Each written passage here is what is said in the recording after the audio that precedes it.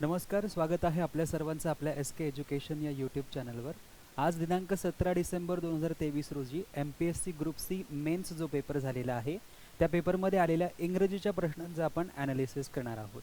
सुरुवात करूया पहिल्या प्रश्नाला. बघा, प्रश्न आपल्याला विचारलेला आहे, match the following pairs with the correct meaning. आपल्याला करेक्ट मिनिंग शोधायचं आहे, असं पेअर मॅचिंग करायचं आहे. पहिला शब्द आहे इग्नोरंट, दुसरा आहे एमिनंट, तिसरा आहे ऑब्स्टिनेट आणि चौथा आहे प्रुडंट. सर्व शब्दांचे अर्थ माहिती असणे आवश्यक नाही. दोन शब्दांचे अर्थ जरी माहिती असली तरी अशा प्रश्नांची उत्तर आपण करेक्ट देऊ शकतो. बघा, इग्नोरंट म्हणजे काय सर्वांना माहिती आहे की ज्याला काहीच माहिती नाही आहे, जो अज्ञानी आहे त्याला आपण इग्नोरंट असं म्हणतो. सो इग्नोरंटसाठी स्टबन म्हणजे जिद्दी, हट्टी. युनिफॉर्म म्हणजे काय, तर युनिफॉर्म म्हणजे इग्नोरंट. वाईज म्हणजे शहाणा, जो बुद्धिमान आहे. आणि अप्रोचिंग म्हणजे जो अप्रोच करत आहे किंवा जो त्या ठिकाणी जात आहे. मग इग्नोरंटचा जर आपण विचार केला तर इग्नोरंटसाठी बघा आपल्याला हे ऑप्शन 2 जे आहे युनिफॉर्म, हे आपल्यासाठी करेक्ट मिनिंग देणारा शब्द होतोय. म्हणजे ए साठी आपल्याला दुसरी जोडी मिळते. तर बघा, ऑप्शन 1 मध्ये ए साठी दुसरी जोडी आहे, ऑप्शन 3 मध्ये सुद्धा ए साठी दुसरी जोडी आहे, परंतु ऑप्शन 2 मध्ये ए साठी तिसरी जोडी असल्यामुळे ऑप्शन 2 जे आहे ते कॅन्सल करावं लागेल. आणि या ठिकाणी सुद्धा ऑप्शन ए साठी 2 दिलेला आहे. पुढे बघा, एमिनंट. एमिनंट म्हणजे काय, अप्रोचिंग. एमिनंट म्हणजे काय, अप्रोचिंग म्हणजे जो ज्या ठिकाणी जवळ जात आहे त्याला आपण अप्रोचिंग असं म्हणतो. सो या ठिकाणी बघा, बी साठी आपल्याकडे ऑप्शन काय आहे, 4 आहे. बी साठी ऑप्शन 4. मग बघा, पहिल्या ऑप्शन मध्ये बी साठी ऑप्शन 4 आहे, परंतु तिसऱ्या ऑप्शन मध्ये बी साठी ऑप्शन 3 असल्यामुळे हे कॅन्सल होईल, हे आपलं उत्तर होणार नाही. आणि या ठिकाणी बघा, बी साठी जे आहे ते बी साठी 1 घेतलेलं आहे, बी साठी काय असलं पाहिजे, 4 असलं पाहिजे, म्हणजे हे ऑप्शन कॅन्सल झालं. बघा, ऑप्शन 1 जे आहे ते आपलं करेक्ट उत्तर येईल. पुढे बघा, ऑब्स्टिनेट. ऑब्स्टिनेट म्हणजे काय, हट्टी. जो लहान बाळ जे असतं ते ऑब्स्टिनेट असतं, हट्टी असतं, जिद्दी असतं. त्याला आपण आणखी काय म्हणतो, त्याला आपण म्हणतो स्टबन. सो बघा, ऑप्शन सी साठी काय होणार, ऑप्शन 1 होणार. मग सी साठी ऑप्शन 1 आहे का, आहे. आणि त्यानंतर बघा, प्रुडंट म्हणजे काय, बुद्धिमान, ज्याला आपण वाईज असं म्हणत असतो. सो या ठिकाणी बघा, ऑप्शन 3 जे आहे ते बरोबर असेल, ऑप्शन 3 आहे. म्हणजे पहिलं ऑप्शन जे आहे त्या पहिल्या ऑप्शनमध्ये सर्व जोड्या अतिशय व्यवस्थितरित्या मॅच होताना आपल्याला दिसतं. ऑप्शन 1 आपलं उत्तर बरोबर होईल. पुढचा प्रश्न बघा, match the words from A with their correct meaning from B. हे सुद्धा पेअर मॅचिंगच आहे. या ठिकाणी बघा, पहिला शब्द आहे ॲनहिलेट, दुसरा शब्द आहे सेलिबसी, तिसरा शब्द आहे इनडिफॅटिगेबल आणि चौथा शब्द आहे सोमनॅम्बुलिस्ट. या ठिकाणी सुद्धा 2 किंवा 3 शब्दांचे मिनिंग माहिती असतील तर आपण आपल्या प्रश्नाचं उत्तर देऊ शकतो. बघा, सेलिबसी सर्वांना माहिती असेल. सेलिबसी म्हणजे काय, जो व्यक्ती ब्रह्मचर्य पाळतो किंवा जो व्यक्ती लग्न करत नाही. त्यानंतर इनडिफॅटिगेबल म्हणजे काय, की ज्याला कुठलाही थकवा येत नाही.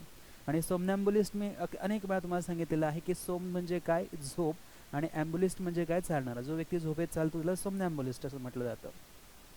मग बघा, सेलिबसीसाठी आपण पाहूया one who walks in sleep. बघा, one who walks in sleep कोणासाठी होणार, सोमनॅम्बुलिस्टसाठी.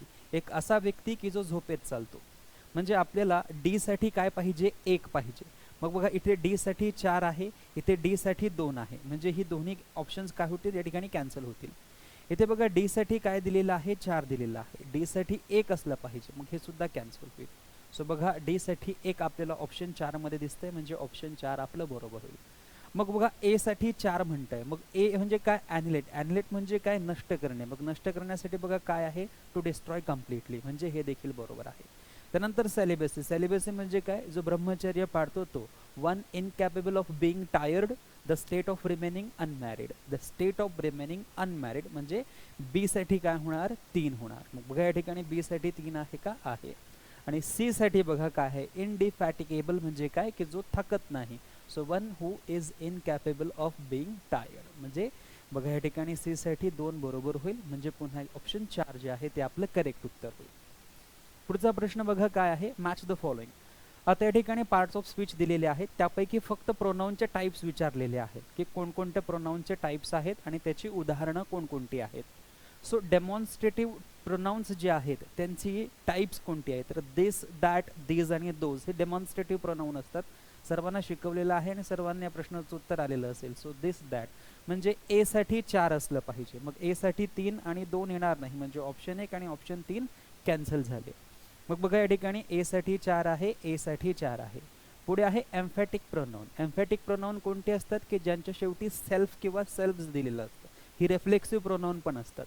मग या ठिकाणी बघा, माय सेल्फ आहे आणि हर सेल्फ आहे.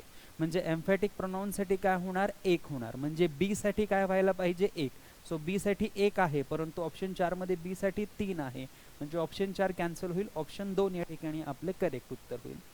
पुढे बघा काय म्हटलेलं आहे, इंटरगेटिव्ह प्रोनाउन. इंटरगेटिव्ह प्रोनाउन म्हणजे काय की जे प्रश्नवाचक जे सर्वनाम असतात. मग प्रश्नवाचक सर्वनाम कोणत्या शब्दाने यूज केली जातात, तर वॉट आणि विचने. म्हणजे सी साठी काय होणार, तर 2 होणार. तर बघा या ठिकाणी सी साठी 2 दिलेलं आहे. त्यानंतर या ठिकाणी इनडेफिनेट प्रोनाउन म्हणजे अनिश्चित सर्वनाम. अनिश्चित सर्वनाम कोणते आहेत, जे एनीवन, एनीबडी, समवन, समबडी जे आपण म्हणत असतो. बघा ऑप्शन 3 या ठिकाणी. सो म्हणून ऑप्शन 2 जे आहे ते आपलं करेक्ट उत्तर या ठिकाणी होणार आहे. पुढचा प्रश्न बघूया. Find out the correct option from the following matches. पुन्हा एकदा आपल्याला जोडायला हवा म्हणून प्रश्न दिलेला आहे. या ठिकाणी आहे अल्टार आणि या ठिकाणी आहे अल्टर. याचा फरक यापूर्वी मी तुम्हाला समजावून सांगितलेलाच आहे की ALTAR असेल तर जेव्हा आपण चर्चमध्ये जातो, सो लॉर्ड जीजस क्राइस्ट ज्या ठिकाणी असतात त्या ठिकाणी समोर एक टेबल सारखं, एक मेज सारखी मोठं टेबल असतो. त्या ठिकाणी आपण वर्शिप करण्यासाठी जे काही फूल वगैरे आहेत ते ठिकाणी देत असतो. सो प्लेस ऑफ वर्शिप असं आपण म्हणू शकतो, म्हणजे हे अल्टार होईल. सो ऑप्शन 2 होईल. आणि अल्टर, ALTER, अल्टर म्हणजे काय, बदलणे, चेंज करणे ज्याला आपण म्हणत असतो. सो या ठिकाणी बघा टू चेंज. म्हणजे आपण जर पाहिलं तर अल्टार जे असणार ते प्लेस ऑफ वर्शिप असणार. म्हणजे ए साठी 2 असलं पाहिजे. ए साठी 1 असल्यामुळे हे कॅन्सल. ए साठी 2 बरोबर आहे. ए साठी 2 बरोबर. ए साठी 4 हे चुकीचं आहे, म्हणून ऑप्शन 4 कॅन्सल होईल. त्यानंतर बघा बी साठी 3 असलं पाहिजे. अल्टर म्हणजे काय, चेंज. बी साठी 3 बघा, बी साठी 3 आहे. बी साठी इथे 1 आहे, म्हणजे हे कॅन्सल होईल. सो ऑप्शन 2 कॅन्सल होईल. फक्त एकच ऑप्शन या ठिकाणी शिल्लक राहिलं, ऑप्शन 3, आणि ते आपलं करेक्ट उत्तर होईल. पुढे बघा अफेक्शन. अफेक्शन म्हणजे काय, प्रेम, जिव्हाळा ज्याला आपण म्हणत असतो. सो कुठे आहे, लव आहे, डेडिकेट आहे, इमोशन्स ऑफ लाइकिंग आहे. सो ही या ठिकाणी बघा 4 आपलं उत्तर बरोबर होईल. आणि हा त्यासारखा शब्द आहे अफेक्टेशन. अफेक्टेशन या शब्दाचा अर्थ होतो ढोंग करणे. आणि बघा यासाठी एकच ऑप्शन शिल्लक आहे, एक. म्हणजे प्रिटेन्स म्हणजे काय, ढोंग करणे. फॉल्स शो म्हणजे जे काय आहे ते खोटं वगैरे दाखवणे. सो शेवटी डी साठी काय असलं पाहिजे, 1 असलं पाहिजे. आणि सी साठी 4 जे आहे ते बरोबर आहे. ऑप्शन 3 आपलं करेक्ट उत्तर होईल. यानंतर बघा पुढचा प्रश्न. Neither did men nor women go out at night. पुढचा सेंटेन्स आहे not only the kitten was wet but cold also. त्यानंतर आहे no sooner does the curtain go up when the children watch the play closely. आता बघा या ठिकाणी जर तुम्हाला तीनही सेंटेन्सेसमध्ये काही कळत नसेल तर आपण थोडं हळूवार जर सेंटेन्स रीड केलं तर आपल्याला काय नेमकी चूक आहे सेंटेन्समध्ये ते आपण ओळखू शकतो. आपल्याला विचारलेलं आहे select the grammatically correct sentence or sentences. कुठलं सेंटेन्स योग्य आहे ग्रामॅटिकली, व्याकरणदृष्ट्या, ते आपल्याला पाहायचं आहे. बघा एक अतिशय सोपा नियम सर्वांना माहिती असेल की जेव्हा आपलं वाक्य नो सूनरने सुरू होतं, जेव्हा आपलं वाक्य नो सूनरने सुरू होतं, अशा परिस्थितीत आपण जो कंजंक्शन यूज करतो तो दॅन हा कंजंक्शन असतो. नो सूनर नंतर आपण कशाचा वापर करतो, दॅनचा वापर करतो. आणि हे वारंवार मी तुम्हाला सांगितलेलं देखील आहे. परंतु या ठिकाणी बघा कशाचा वापर केलेला आहे, व्हेनचा वापर केलेला आहे. हा व्हेन या ठिकाणी चुकीचा आहे. इथे काय असायला पाहिजे, दॅन असायला पाहिजे. म्हणजे आपण हे म्हणू शकतो की सेंटेन्स सी जे आहे हे सेंटेन्स सी चुकीचं आहे. आणि सेंटेन्स सी जर चुकीचं आहे तर ऑप्शनमध्ये सेंटेन्स सी जिथे जिथे दिसेल ते आपल्याला कॅन्सल करायचं आहे. बघा सेंटेन्स सी इथे आहे. आता आपल्याकडे 3 पर्याय उपलब्ध आहे. आता एक छोटासा जो पॉइंट मी यापूर्वी तुम्हाला आधीच सांगितलेला आहे की एखाद्या वाक्याची सुरुवात जर नेगेटिव्ह ॲडवर्बने होत असेल, त्यापैकी जर नेवर असेल किंवा ज्याला आपण नॉट ओनली असं म्हणू शकतो, किंवा ज्याला आपण सेल्डम असा शब्द म्हणू शकतो, किंवा लिटल हा शब्द म्हणू शकतो. ही सर्व शब्द कसे आहेत, तर ही सर्व शब्द आहेत नेगेटिव्ह. या ठिकाणी बघा नायदर हा शब्द काय आहे, नेगेटिव्ह. नॉट ओनली हा शब्द काय आहे, नेगेटिव्ह. आणि नो सूनर हा शब्द देखील काय आहे, नेगेटिव्ह. तुम्ही जर पाहिलं तर नायदर हा देखील काय आहे, ॲडवर्ब आहे. नॉट ओनली हा देखील काय आहे, ॲडवर्ब आहे. आणि नो सूनर हा देखील काय आहे, ॲडवर्ब आहे. यासाठी तुम्हाला ॲडवर्ब चॅप्टर बघावं लागेल. आणि तुम्ही जर बघितलं असेल तर या प्रश्नाचं उत्तर करेक्ट केलं असेल. सो हे नेगेटिव्ह ॲडवर्ब असतात. आणि या नेगेटिव्ह ॲडवर्ब नंतर लगेचच आपल्याला हेल्पिंग व्हर्ब घ्यावा लागतो. लगेचच आपल्याला हेल्पिंग व्हर्ब घ्यावा लागतो. मग या ठिकाणी बघा इथे डिड हेल्पिंग व्हर्ब आहे आणि या ठिकाणी डज हेल्पिंग व्हर्ब आहे. या ठिकाणी जर आपण पाहिलं तर इथे डिड हेल्पिंग व्हर्ब आहे, इकडे डज हेल्पिंग व्हर्ब आहे. परंतु या ठिकाणी हा जो वॉज हेल्पिंग व्हर्ब आहे हा द किटनच्या आधी असायला पाहिजे होता. म्हणजे वॉज आणि नंतर द किटन असं असायला पाहिजे होतं. कशामुळे? कारण हा negative adverb, negative adverb, negative adverb, त्यानंतर आपल्याला हेल्पिंग वर्ब लागणार, हेल्पिंग वर्ब लागणार, हेल्पिंग वर्ब लागणार. याच्याकडे आहे हेल्पिंग वर्ब, याच्याकडे देखील आहे हेल्पिंग वर्ब, याच्याकडे मात्र हेल्पिंग वर्ब नाही. त्यामुळे सेंटेन्स बी जे आहे हे सेंटेन्स बी काय होणार? चुकीचं होणार. आता याच्याकडे आहे पण हा का चुकीचा आहे? कारण या ठिकाणी व्हेनचा वापर न करता दॅनचा वापर व्हायला पाहिजे होता, म्हणून हे चुकीचं आहे. मग आता बघा, नायदर नंतर डीड वापरलेला आहे, त्यानंतर सब्जेक्ट आहे, त्यानंतर नॉर वापरलेला आहे, त्यानंतर वुमेन वापरलेला आहे. आता या ठिकाणी डीड नंतर हा जो मेन आहे बघा, neither did men nor women, म्हणजे डीड आणि हा मेन जो आहे या ठिकाणी आपण पाहू शकतो की हा नायदर आणि नॉर या ठिकाणी प्रॉपर मॅच करताना आपल्याला दिसतोय. आणि त्यानंतर डीड असल्यामुळे हा जो गो आहे हा गो व्हर्बचा फर्स्ट फॉर्म या ठिकाणी अगदी योग्य पद्धतीने वापरलेला आहे. म्हणजे सेंटेन्स ए जे आहे ते सेंटेन्स ए बरोबर आहे. आपल्याला करेक्ट सेंटेन्स विचारलेला आहे. करेक्ट सेंटेन्स आहे ऑप्शन ए 1, म्हणजे या ठिकाणी ऑप्शन 3 कॅन्सल होणार, ऑप्शन 2 देखील कॅन्सल होणार. मग आपल्याकडे केवळ पर्याय राहिला ऑप्शन 1 आणि ओनली ए हे आपलं उत्तर होईल. तुम्ही ऑप्शन्सवर देखील जाऊ शकत होतात की जर दुसरं सेंटेन्स चुकीचं आहे तर सी तर चुकीचंच होतं, बी चुकीचं आहे, याच्यासोबत पण बी चुकीचं आहे, म्हणजे हेच ऑप्शन या ठिकाणी आपलं उत्तर बरोबर होणार आहे. सो हा छोटासा पॉईंट ॲडवर्बचा जर तुमच्या लक्षात असेल तर या प्रश्नाचं उत्तर तुम्ही बरोबर दिलेलं असेल. पुढे बघा, it is always desirable to listen to the advice who have extensive practical experience.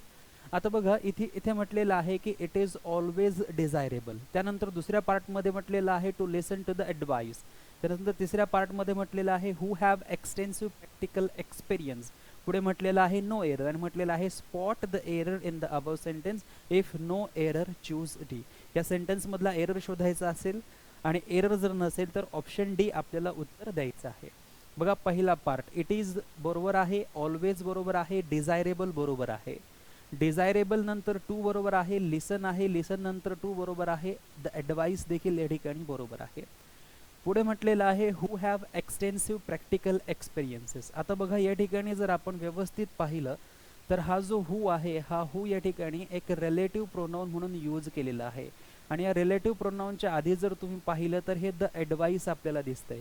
परंतु या ठिकाणी फक्त आपल्याला सेंटेन्स स्ट्रक्चरनुसार जायचं नाही आहे, तर सेंटेन्स स्ट्रक्चरनुसार त्याचा मिनिंग जो आहे तो देखील आपल्याला समजून घ्यायचा आहे की it is always desirable to listen to the advice who have extensive practical experiences. असे लोक की ज्यांना व्यापक प्रॅक्टिकल एक्सपिरियन्स आहे. एक्सटेन्सिव्ह म्हणजे काय? व्यापक. प्रॅक्टिकल म्हणजे काय? व्यवहारिक. आणि एक्सपिरियन्स म्हणजे काय? अनुभव. की असे लोक मग ते किती असणार? एकापेक्षा जास्त असणार. आपण कसं म्हणतो? अशा लोकांची आपण ॲडवाइस घेतली पाहिजे की ज्यांना एक्सटेन्सिव्ह एक्सपिरियन्स आहे, एक्सटेन्सिव्ह प्रॅक्टिकल एक्सपिरियन्स आहे, त्यांना व्यापक व्यवहारिक अनुभव आहे. अशा लोकांची ॲडवाइस आपण घेतली पाहिजे. मग अशा लोकांचे ॲडवाइस आपण घेतली पाहिजे. हे लोक एकापेक्षा जास्त आहेत, म्हणून या ठिकाणी हा जो हॅव आहे हा बरोबर आहे. आणि या सेंटेन्समध्ये या ठिकाणी कोणतीही चूक नाही, म्हणून आपल्याला ऑप्शन डी नो एरर जे आहे हे आपलं करेक्ट उत्तर द्यावं लागेल. सो ऑप्शन 4 मध्ये आपल्याला डी दिसतंय, म्हणजे हे आपलं करेक्ट उत्तर होईल. सो प्रत्येक वेळेस आपण असं म्हणू शकत नाही की इथे हू आहे, याच्या आधी ॲडवाइस आहे आणि ॲडवाइस व्यक्ती वगैरे नाही म्हणून विच किंवा दॅटचा वापर करायला पाहिजे, असं नाही. सेंटेन्सचा अर्थ आपल्याला लक्षात घ्यायचा आहे की या ठिकाणी हिडन मिनिंग जो आहे तो अनेक व्यक्तींसाठी घेतलेला आहे आणि अनेक व्यक्तींसाठी हू हॅव जे आहे ते बरोबर आहे. त्यामुळे या ठिकाणी एरर नसता आपल्याला ऑप्शन 4 नो एरर हे ऑप्शन या ठिकाणी करेक्ट करावं लागेल. त्यानंतर बघा पुढचा प्रश्न, blank pronouns are always singular. प्रोनाउन्सचा हा आपल्याला दुसरा प्रश्न आहे. एक प्रश्न जोड्याला म्हणून विचारला, एक प्रश्न आपल्याला फिल इन द ब्लँक म्हणून विचारला. असे कोणकोणते प्रोनाउन्स आहेत की जे सिंग्युलर आहेत? बघा, रेसिप्रोकल प्रोनाउन म्हणजे कोणते? एनी अदर आणि ईच अदर आणि वन अनदर. ईच अदर 2 लोकांसाठी वापरलं जातं, वन अनदर 2 पेक्षा जास्त लोकांसाठी वापरलं जातं. मग हे सिंग्युलर कधीच असणार नाही. रिलेटिव्ह प्रोनाउन असे आहेत की जे कधी सिंग्युलर असतात तर कधी प्लुरल देखील असतात. त्यानंतर पर्सनल प्रोनाउन देखील काही सिंग्युलर असतात आणि काही प्लुरल देखील असतात.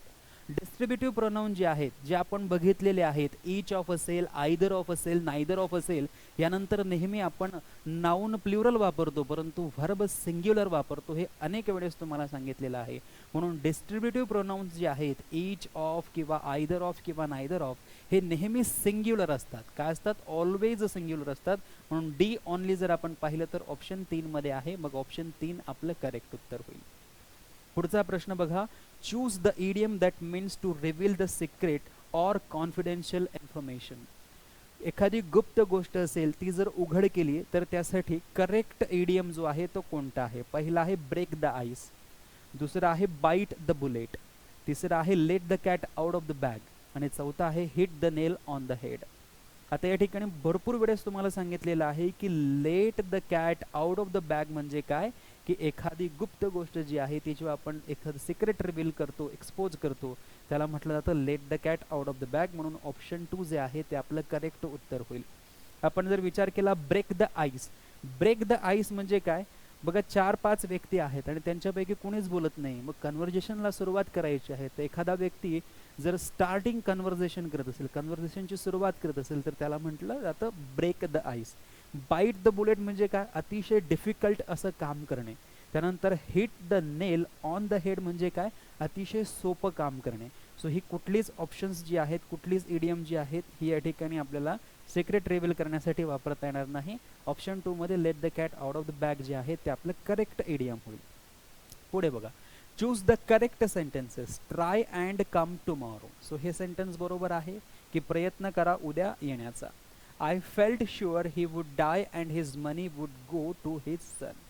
की मला शुअरली हे फेल्ट झालेलं आहे, फील झालेलं आहे की हे वुड डाय, की तो मरणार, अँड हिज मनी आणि त्याचे जे सगळे पैसे आहेत would go to his son, त्याच्या मुलाकडे जाणार किंवा त्याच्या मुलाला मिळणार. या सेंटेन्समध्ये देखील कुठलीही अडचण नाही. The pandit read the first mantra and the bridegroom read the second. जे काही पंडित आहेत त्यांनी पहिलं जे मंत्र आहे ते म्हटलेलं आहे आणि ब्राईडग्रूमने जो काय दुसरा मंत्र जो आहे तो म्हटलेला आहे. हे सेंटेन्स देखील बरोबर आहे. त्यामुळे या ठिकाणी आपल्याला विचारलेलं आहे की करेक्ट सेंटेन्स कोणता आहे, तर करेक्ट सेंटेन्स ए, बी आणि सी तीनही आहेत. ए, बी आणि सी जर तुम्ही पाहिलं तर ऑप्शन 4 मध्ये आहे. ऑप्शन 4 आपलं करेक्ट उत्तर होईल. पुढचा प्रश्न बघा. Find the correct indirect speech sentence for he said I shall go home. मग आता बघा या ठिकाणी सेड आहे आणि पहिलं ऑप्शनचा जर तुम्ही विचार केला तर या ठिकाणी सेज आहे, हे चुकलेलं आहे. इकडे सेड आहे बरोबर आहे, इकडे सेड आहे बरोबर आहे, पण इकडे सेज आहे. म्हणजे बघा ऑप्शन 4 ला कॅन्सल करा आणि ऑप्शन 1 ला कॅन्सल करा. आपल्याकडे 2 आणि 3 हेच ऑप्शन शिल्लक राहिले. आता हा जो शाल आहे, हा जो शाल आहे, या शालचा आपण काय करणार आहोत? वूड करणार आहोत. कारण हा शाल कशानंतर आलेला आहे? आय नंतर. शाल जर आय किंवा वी नंतर येईल तर तो शुड होत नाही. शाल जर आय किंवा वी नंतर येईल तर तो शुड होत नाही, तो वूडच होतो. मग बघा या ठिकाणी इथे वूड गो आहे बरोबर आहे, इकडे शाल जसंच तसा घेतलेला आहे, म्हणजे हे कॅन्सल झालं. एकच पर्याय शिल्लक राहिला ऑप्शन 3 आणि मग हे आपलं करेक्ट उत्तर होईल. पुढे बघा. Had he not sent money on time. आता या ठिकाणी हॅडने सुरुवात झालेली आहे, त्यानंतर ही आहे, त्यानंतर सेंट जो आहे तो V3 आहे. म्हणजे इंटरगेटिव्ह टाइप सेंटेन्स आहे, परंतु याला आपण काय म्हणतो? टाइप 3 कंडिशनल सेंटेन्सेस म्हणतो. टाइप 3 कंडिशनल सेंटेन्सेस मध्ये सब्जेक्ट नंतर आपण वुड हॅव प्लस V3, कुड have plus V3, might have plus V3, should have plus V3 चा वापर करत असतो. मग या ठिकाणी बघा would lost, would have lost पाहिजे. वुड आहे, हॅव आहे, पण परंतु बीन असायला नको, लॉस्ट आहे. वुड हॅव लॉस्ट आहे बघा, वुड आहे, हॅव आहे आणि लॉस्ट जो आहे तो V3 आहे, म्हणजे हे बरोबर आहे. विल हॅव लॉस्ट येणार नाही. सो ऑप्शन 2 जे आहे हे आपलं करेक्ट उत्तर होईल. यावर जास्त आपण वेळ घेणार नाही, कारण अशा प्रकारचे अनेक प्रश्न यापूर्वी आपण खूप वेळ लावून घेतलेली आहेत, सोडवलेली आहेत. त्यामुळे आता हा पॉईंट सगळ्यांना माहितीच असेल. हे सोपी प्रश्न आहेत. Fill in the blank. Many people are painting. अनेक लोक जे आहेत ते काय करतायत? पेंट करतायत. White their houses these days. Their houses white these days. These days white their houses. Their houses these days white. आता बघा नेहमी लक्षात ठेवायचं की हा जो दीज डेज येणार आहे हा शेवटीच येणार आहे. त्यामुळे दुसऱ्या ऑप्शन मध्ये दीज डेज सुरुवातीला घेतलेला आहे आणि चौथ्या ऑप्शन मध्ये दीज डेज जो आहे तो मध्ये घेतलेला आहे. सो ऑप्शन 2 आणि ऑप्शन 4 कॅन्सल होणार. मेनी पीपल आर पेंटिंग, जे काही पेंट करत आहात, जे काही पेंट करत आहात, समजा वॉल पेंट करत असतील किंवा घर पेंट करत असतील तर ते डायरेक्ट पेंटिंग नंतर येणार नाही. ज्या रंगाने पेंट करत आहात तो रंग या ठिकाणी आपल्याला घ्यावा लागणार आहे. मग बघा रंग कुठला आहे तर व्हाईट आहे. देअर हाऊसेस, वॉल असेल किंवा घर असेल जे काही असेल ते, आणि दीज डेज. सो हे ऑप्शन कॅन्सल होईल. ऑप्शन 1 जे आहे ते आपलं करेक्ट उत्तर होईल. सो ही सोपी सोपी प्रश्न आहे. आफ्टर इयर्स ऑफ गिल्ट, अनेक वर्षाच्या गिल्ट नंतर, शी फायनली डिसाइडेड, तिने ठरवलं, to make a clean breast of her environment. To make a clean breast of her environment. To make a clean breast of her involvement. To make a clean breast हा एक idiom आहे आणि याचा अर्थ होतो काहीतरी ऑनेस्टली बोलणे, openly बोलणे, सर्वांच्या समोर बोलणे किंवा कन्फेस करणे. Of her involvement in the scandal and confessed everything to the authorities. What does the phrase make a clean breast of mean. So या ठिकाणी विचारलेलं आहे की या एडियमचा अर्थ काय होतो, की एखाद्या व्यक्तीने जर कन्फेस केलेलं असेल, ऑनेस्टली आणि ओपनली जे काही बोललेलं असेल त्याचा अर्थ होतो. टू क्लीन समथिंग थोरोली, संपूर्णपणे एखादी काहीतरी क्लीन करणे असं होणार नाही. टू मेक हार्टफेल्ट ॲपॉलॉजी, ॲपॉलॉजीचा संबंध नाही. To reveal or confess something, बघा ऑप्शन 2 बरोबर. To face the consequences, consequences म्हणजे परिणाम. वन्स ॲक्शन, एखाद्याच्या ॲक्शनचे, ज्याने जे काही कृत्य केलं असेल त्याचे परिणाम भोगणे, हे देखील आपलं उत्तर होणार नाही. बघा ऑप्शन 2 जे आहे हे आपलं करेक्ट उत्तर या ठिकाणी होईल. सो सोपी सोपी प्रश्न विचारलेली आहे. The doctor advised his patient where he should go for a holiday. The judge wondered who had committed the crime. It is a pity that you couldn't come. Although aeroplanes sometimes crash, accidents are rare. Identify the sentence with adverbial clause. adverbial clause म्हणा किंवा adverb clause म्हणा सारखंच आहे. आपल्याला विचारलेलं आहे की 4 sentences पैकी कुठल्या सेंटेन्समध्ये adverbial clause आहे. The doctor advise his patient, हा वेअर रिलेटिव्ह प्रोनाउन आहे, परंतु या ठिकाणी जर तुम्ही पाहिलं तर हिज पेशंट याच्या आधी आहे, म्हणजे हा ॲडवर्ब क्लॉज होत नाही, हा रिलेटिव्ह क्लॉज होतोय. द जज वंडर्ड हू, या ठिकाणी हू आहे, हा देखील काय आहे, रिलेटिव्ह क्लॉज आहे. It is pity that you couldn't come, हा जो दॅट आहे हा या ठिकाणी नाउन क्लॉज म्हणून आलेला आहे. सो इथे ॲडवर्ब क्लॉज आहे, इथे देखील ॲडवर्ब क्लॉज आहे, इथे नाउन क्लॉज आहे. आणि ऑल्दोने जे सेंटेन्स सुरू होतं ते नेहमी ॲडवर्बियल क्लॉज किंवा ॲडवर्ब क्लॉज होतं. ज्या सेंटेन्सची सुरुवात ऑल्दोने होत असेल, दोने होत असेल, ही सेंटेन्सेस ॲडवर्बियल क्लॉजची असतात. सो सेंटेन्स डी जे आहे ते ॲडवर्बियल क्लॉजचं उदाहरण आहे, म्हणजे ऑप्शन 4 जे आहे ते आपलं करेक्ट उत्तर आहे. पुढे बघा, fill in the blank with the correct option given below. Manisha will blank the prize which is declared yesterday. आता या ठिकाणी पहिला आहे एक्सेप्ट, एक्सेप्ट म्हणजे ला सोडून. आता या ठिकाणी मनीषा विल काहीतरी करणार, the prize which is declared yesterday, काल जे प्राइज डिक्लेअर झालेलं आहे ते प्राइज किंवा जे काही असेल ते मनीषा काय करेल, एक्सेप्टला सोडून काहीतरी करेल का, नाही, एक्सेप्ट करेल. एक्सेप्ट करेल म्हणजे काय, स्वीकार करेल. एक्सेप्ट हा तर मुळात शब्द चुकीचा आहे, एक्सेप्ट हा देखील शब्द चुकीचा आहे. केवळ ऑप्शन 2 आपलं करेक्ट उत्तर होईल. या प्रश्नाचं उत्तर तर सर्वांनी दिलेलं असेल. पुढे बघा, find the correct option of the question tag. Question टॅगचा प्रश्न फार सोपा आहे. या ठिकाणी दे विल म्हटलेला आहे, विलचा होणार वोंट. विल जर असेल तर त्याचा नेगेटिव्ह आपण काय करतो, वोंट करतो, आणि हा कॉन्ट्रॅक्शन आहे. क्वेश्चन टॅगमध्ये नेहमी कॉन्ट्रॅक्शन यूज केला जातो. सो या ठिकाणी विल दे जो आहे तो चुकीचा आहे, इकडे वोंट जो आहे तो बरोबर आहे, इकडे वुड जो आहे तो चुकीचा आहे, हा विल नॉटही बरोबर आहे, परंतु याचा कॉन्ट्रॅक्शन असला पाहिजे, म्हणजे विल आणि नॉटला एकत्र लिहिलं पाहिजे. सो हा वोंट जो आहे तो बरोबर होईल, ऑप्शन सी बरोबर होईल. मग बघा ऑप्शन सी कुठे दिलेला आहे तर 4 मध्ये दिलेला आहे. ऑप्शन सी आपलं करेक्ट उत्तर या ठिकाणी होईल. सी आणि डी बघा, सी आणि डी देखील आहे या ठिकाणी, सी आणि डी देखील आहे, परंतु क्वेश्चन टॅगचा नियम हा आहे की नेहमी आपल्याला कॉन्ट्रॅक्शनच यूज करावं लागतं. बघा एखादा सेंटेन्स जर असेल, शी कॅन नॉट किंवा शी कॅन गो, असं जर सेंटेन्स असेल, असं जर सेंटेन्स असेल तर याचं क्वेश्चन टॅग आपण कसं करणार, याचं क्वेश्चन टॅग आपण कांट शी असं करणार की आपण कॅन नॉट शी असं करणार. आपल्याकडे दोन्ही पर्याय असतात, कांट शी पण आहे आणि कॅन नॉट शी पण आहे, परंतु आपण कांट शीचा वापर का करतो, कारण या ठिकाणी कांट हा कॅन आणि नॉटचा एक कॉन्ट्रॅक्शन आहे, एकत्रित फॉर्म आहे, आणि क्वेश्चन टॅगमध्ये नेहमी आपण कॉन्ट्रॅक्शन यूज करतो, म्हणून या ठिकाणी सी आणि डी आपल्याला घेता येणार नाही, केवळ सी ऑप्शन आपलं जे आहे ते बरोबर असेल. सो एक कॉमन क्वेश्चन तुम्हाला कॉमन मिस्टेकसाठी होणारा प्रश्न विचारलेला आहे. पुढे बघा, I knew that he was ill but I did not know that he suffered from cancer. The above sentence exemplifies compound sentence, complex sentence, compound complex sentence, simple sentence. हे sentence जे आहे कोणत्या प्रकारचं सेंटेन्स आहे? मग बघा या ठिकाणी I knew that he was ill आणि कॉमा नंतर बघा या ठिकाणी बट आहे. जर कॉमा नंतर बट असेल तर ते कॉम्पाऊंड सेंटेन्स असेल. मग बघा या ठिकाणी कॉम्पाऊंड आहे आणि या ठिकाणी देखील कॉम्पाऊंड आहे. पुढे बघा काय म्हटलेलं आहे, I did not know that. आता हा जो दॅट आहे, हा दॅट या ठिकाणी काय करतोय, हा दॅट या ठिकाणी एक सबऑर्डिनेट क्लॉज तयार करतोय आणि सबऑर्डिनेट क्लॉज जर असेल तर तो कोणता सेंटेन्स असणार, कॉम्प्लेक्स सेंटेन्स असणार. म्हणजे हे एक असं सेंटेन्स आहे की हे कॉम्पाऊंड देखील आहे आणि कॉम्पाऊंड मध्ये हा जो नंतर आलेला जो क्लॉज आहे हा कॉम्प्लेक्स देखील आहे, म्हणून अशा सेंटेन्सला आपण कॉम्पाऊंड कॉम्प्लेक्स सेंटेन्स असं म्हणत असतो.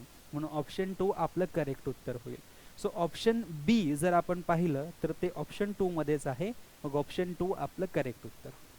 त्यानंतर बघा पुढचा प्रश्न, choose the correct sentences. Can you tell me why you are interested in administrative career.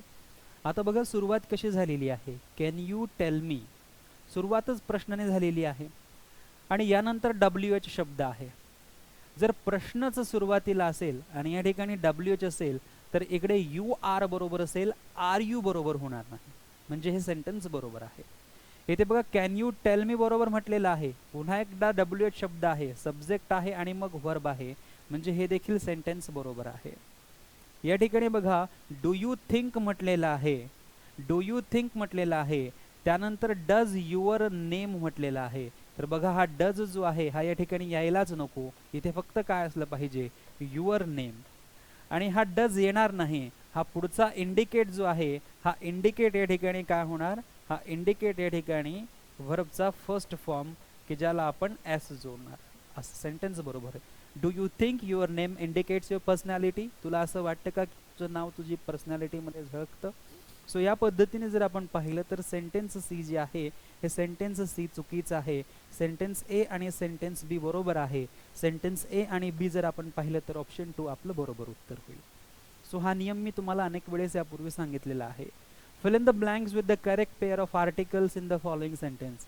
इथे बघा डेथ म्हटलेलं आहे, डेथ काय आहे, एक अनकाउंटेबल नाउन. त्याच्यानंतर डेथ ऑफ प्राईम मिनिस्टर म्हटलेलं आहे, म्हणजे ही डेथ स्पेसिफिक झाली.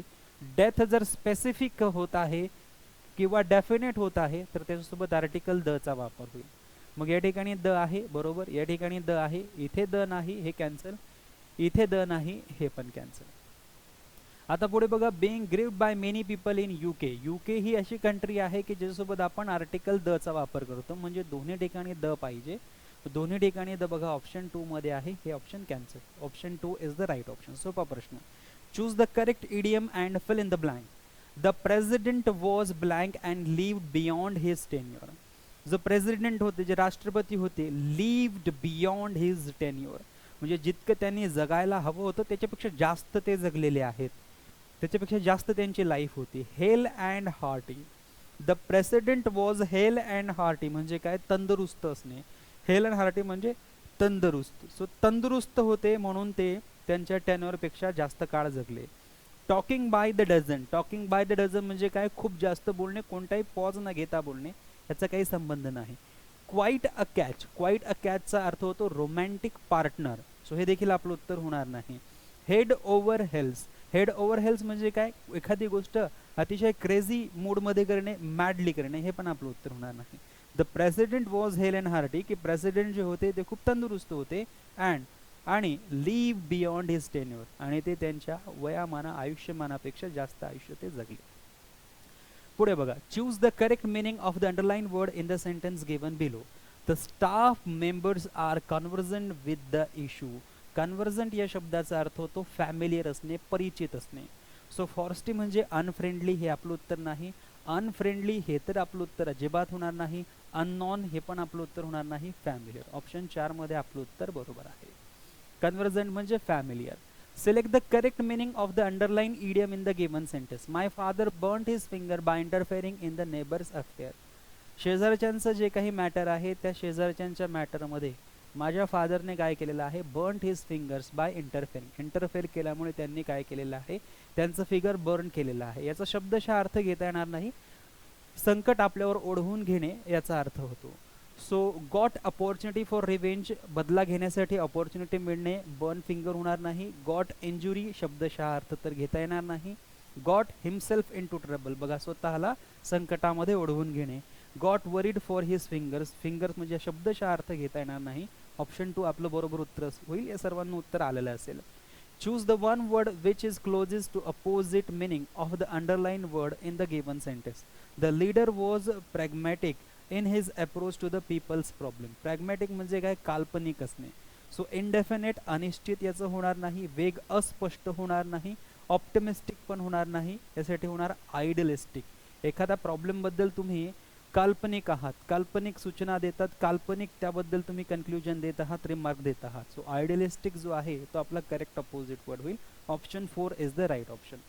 पुढे बघा, identify the correct sentence. I met Renu after I had finished my work. माझं काम झाल्यानंतर मी रेनूला भेटलो. सो हे सेंटेन्स बरोबर आहे. वेन आय फर्स्ट सिंग, बघा वेन आय फर्स्ट असल्यानंतर सिंग येणार नाही. वेन आय फर्स्ट सॉ हिम, जेव्हा मी पहिल्यांदा त्याला बघितलं. सो हे सेंटेन्स चुकीचं आहे. He joined after had his dinner. So had येणार नाही. आफ्टर हॅविंग हा ING शब्द येईल.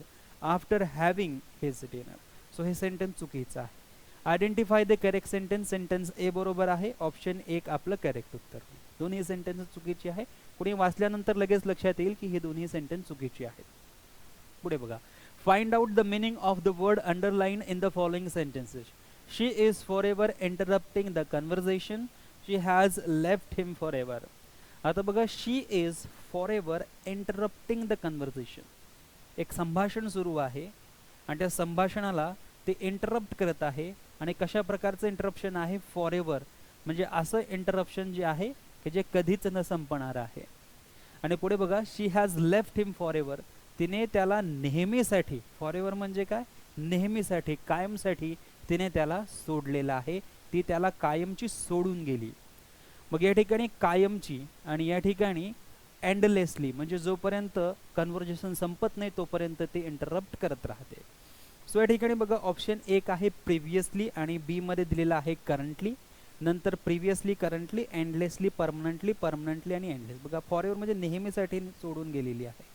सो या ठिकाणी बी मध्ये परमनंटली फक्त ऑप्शन 3 मध्ये पाहायला मिळतोय आणि एंडलेसली या ठिकाणी बरोबर आहे, म्हणजे ऑप्शन 3 या ठिकाणी उत्तर बरोबर आहे.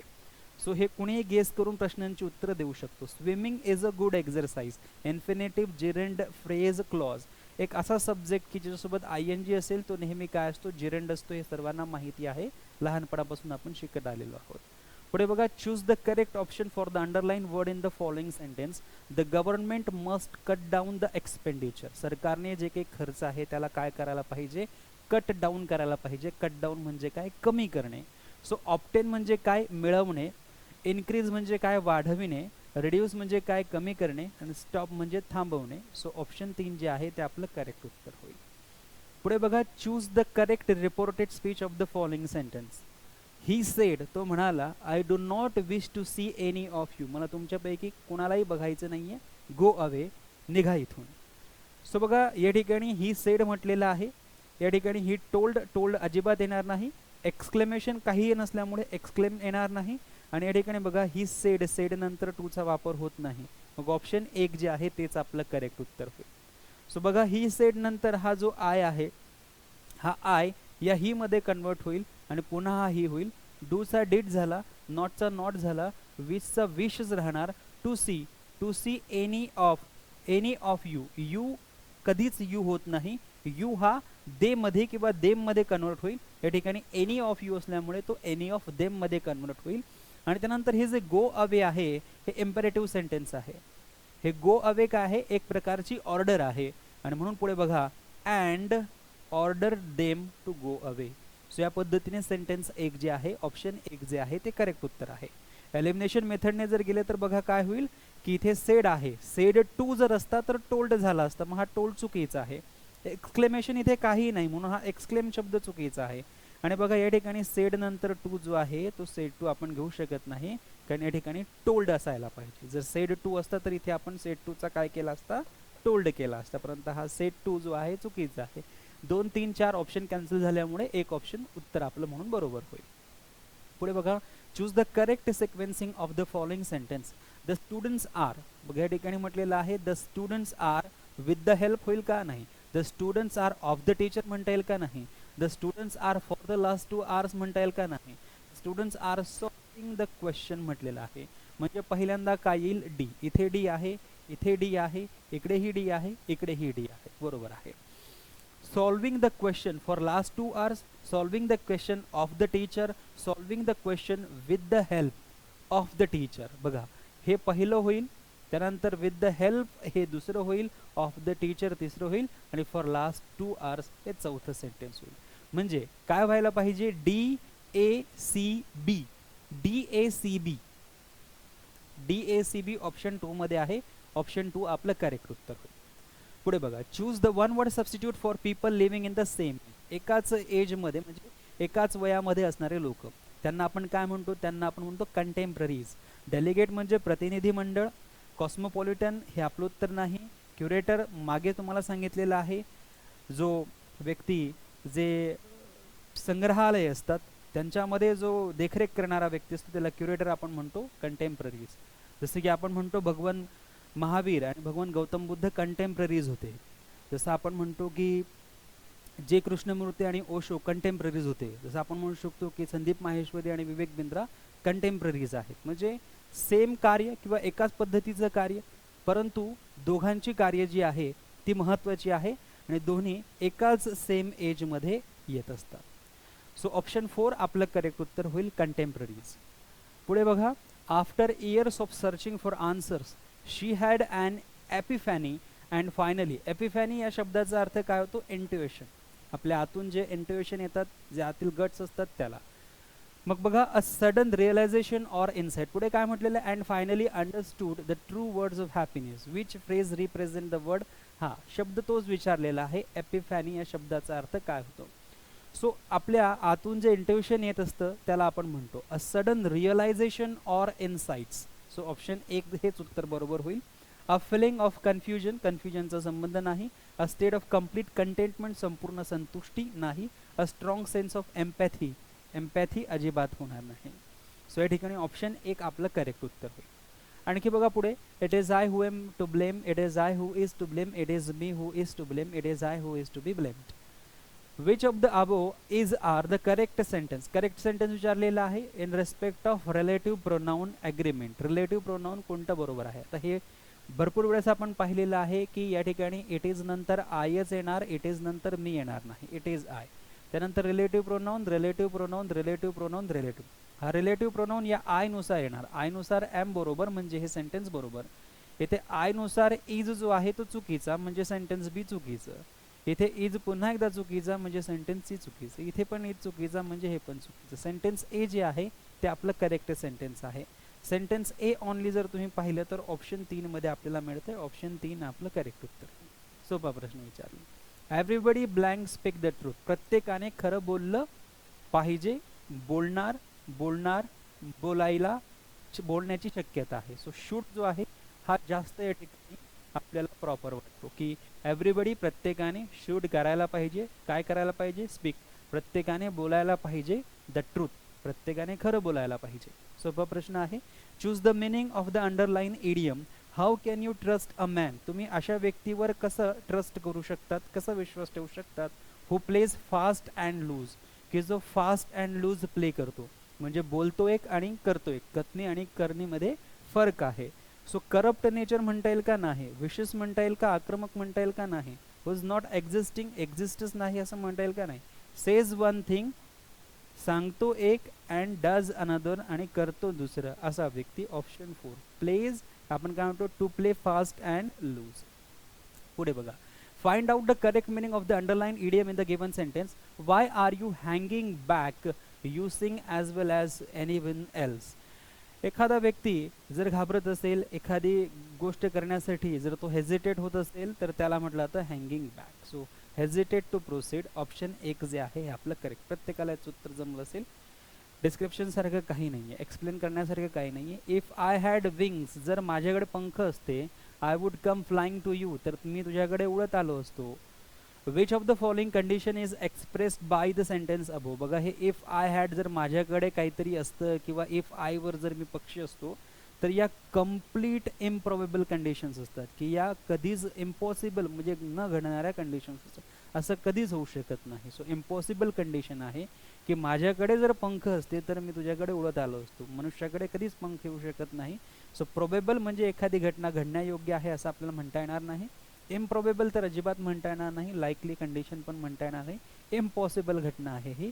सो ऑप्शन ए जर तुम्ही पाहिलं तर ऑप्शन 2 मध्ये आहे. मग ऑप्शन 2 आपलं बरोबर उत्तर होईल. पुढे बघा, select the idiom that means to try to achieve something that is difficult or unlikely. ज्याला बाईट द बुलेट आपण म्हणत असतो. टू ट्राय टू अचीव, काहीतरी अचीव करण्याचा प्रयत्न करणे, दॅट इज डिफिकल्ट, की जे फार कठीण आहे, और अनलाइकली आहे, की जे मिळू शकत नाही. यासाठी आपल्याला करेक्ट इडियम शोधायचा आहे. बघा पहिला इडियम दिलेला आहे त्यांनी, turn over a new leaf, नवीन जीवनाची सुरुवात करणे हा याचा अर्थ होतो. ऑप्शन 1 आपलं उत्तर होणार नाही. Beat the dead horse, beat the dead horse म्हणजे काय, जे ऑलरेडी तुम्ही अचीव केलेलं आहे, जे ऑलरेडी तुम्ही अचीव केलेलं आहे ते पुन्हा पुन्हा अचीव करण्याचा प्रयत्न करतायत. सो ऑप्शन 3 आपलं उत्तर होणार नाही. पुढे आहे throw in the towel. Throw in the towel म्हणजे काय, की एखादी गोष्ट जी आहे ती आपण कधीच मिळवू शकत नाही. सो हे देखील आपलं उत्तर होणार नाही. Reach for the stars, reach for the stars म्हणजे काय, एखादी गोष्ट आहे की जी मिळवण्यासाठी अतिशय डिफिकल्ट आहे, म्हणजे to achieve something that is difficult or unlikely. मग ऑप्शन 4 जे आहे ते आपलं करेक्ट उत्तर या ठिकाणी होईल. पुढे बघा, those who are blank in the art of flattery make a rapid progress in their life. Select the correct word to make a sentence meaningful. पहिला शब्द आहे ॲडॉप्ट. ॲडॉप्ट म्हणजे दत्तक घेणे. Those who are adopt in the art of flattery make a rapid progress in their life. Art of flattery, art of flattery म्हणजे काय, गोड गोड बोलणे. एखाद्या व्यक्तीला फ्लॅटरी करण्याची सवय असते, खुशामत करण्याची सवय असते. सो ज्या व्यक्तीला खुशामत करणे ही कला जी आहे ही अवगत झाली किंवा त्यामध्ये तो निपुण असेल, make a rapid progress in their life, तो त्याच्या लाईफमध्ये रॅपिड प्रोग्रेस करतो, फास्ट प्रोग्रेस करतो. मग ॲडॉप्ट दत्तक घेण्याचा या ठिकाणी काही संबंध नाही. ॲडॅप्ट म्हणजे निपुण आणि ॲडॅप्ट म्हणजे जुळवून घेणे, हे आपलं उत्तर नाही. अबाउटचा काही संबंध नाही. ॲडॅप्ट म्हणजे निपुण. जो व्यक्ती खुशामत करण्याची जी कला आहे त्याच्यामध्ये ॲडॅप्ट असेल, निपुण असेल, या अर्थाने ऑप्शन 2 जे आहे ते आपलं करेक्ट उत्तर होईल.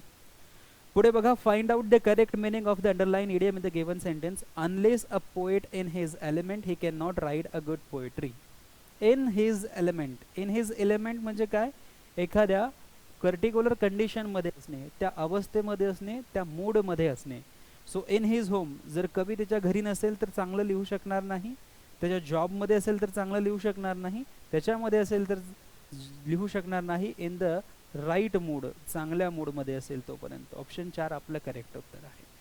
पुढे बघा, identify the grammatically correct sentence. He is the man whom we all respect. हा तो व्यक्ती आहे की ज्याचा आम्ही सर्व सन्मान करतो, रेस्पेक्ट करतो. ऑप्शन ए सेंटेन्स बरोबर आहे. I don't know Y she like dog. मला माहिती नाही वाय, का, शी म्हणजे तिला डॉग आवडतात, डॉग्स आवडतात. हा लाईक जो आहे हा चुकीचा आहे, कारण शी नंतर आपण काय यूज करतो, लाईक्स यूज करतो, म्हणजे हे सेंटेन्स चुकीचं आहे.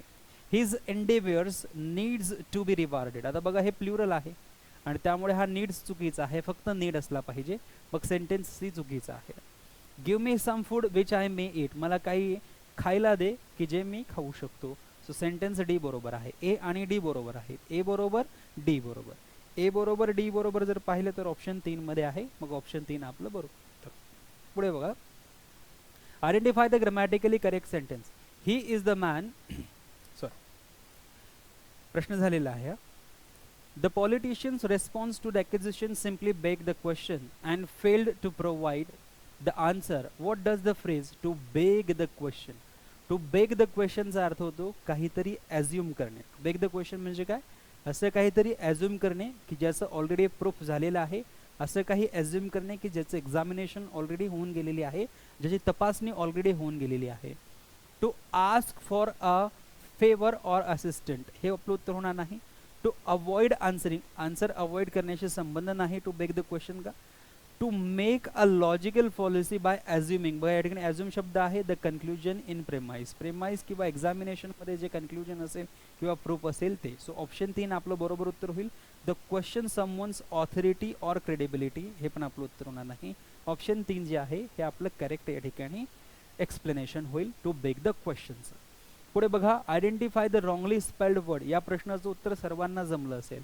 एक्सेप्टचं स्पेलिंग बरोबर आहे. अँशंटचं स्पेलिंग चुकीचं आहे. अट्रॅक्टचं स्पेलिंग बरोबर आहे. अराईव्हचं स्पेलिंग बरोबर आहे. मग या ठिकाणी फक्त बी चुकीचं आहे. आपल्याला काय म्हटलेलं आहे, wrongly spelt word. Wrongly spelt word B मध्ये आहे आणि बी जर तुम्ही पाहिलं तर बघा बी आपल्याला कुठे दिसतंय, ऑप्शन 4 मध्ये दिसतंय. ऑप्शन 4 आपलं करेक्ट उत्तर होईल. या प्रश्नाचं उत्तर सर्वांना जमलं असेल. Find the correct synonym of the word tranquil. TCSच्या पेपरमध्ये बऱ्याचदा आलेला आहे. ट्रँक्विल म्हणजे काय, शांत. ट्रँक्विल म्हणजे काय, शांत. एजिटेटेड म्हणजे काय, शांतच्या विरुद्ध. अँग्री म्हणजे काय, रागावलेला. क्वाइट म्हणजे शांत.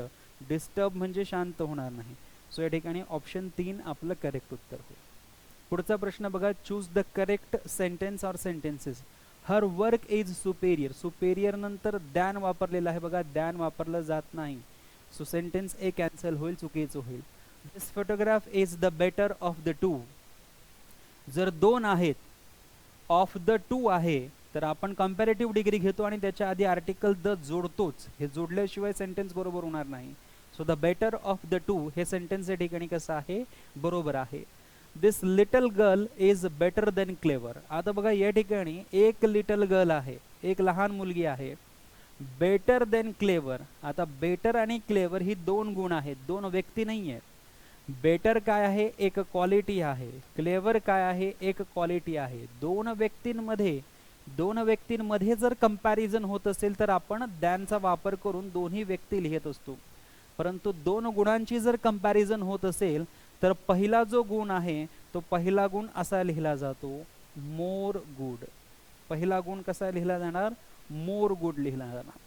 दिस little girl is more good than clever. This little girl is more good than clever हे या पद्धतीने लिहिलेलं, कारण एका व्यक्तीच्या दोन गुणांची या ठिकाणी तुलना केलेली आहे. सो हे सेंटेन्स चुकीचं होईल, केवळ सेंटेन्स बी बरोबर होईल.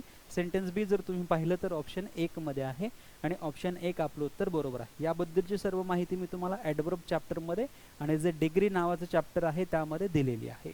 तर ही होती आज जो झालेला पेपर आहे, त्या पेपरमध्ये विचारलेली सर्व ग्रामरची आणि व्होकॅब्युलरीची क्वेश्चन्स.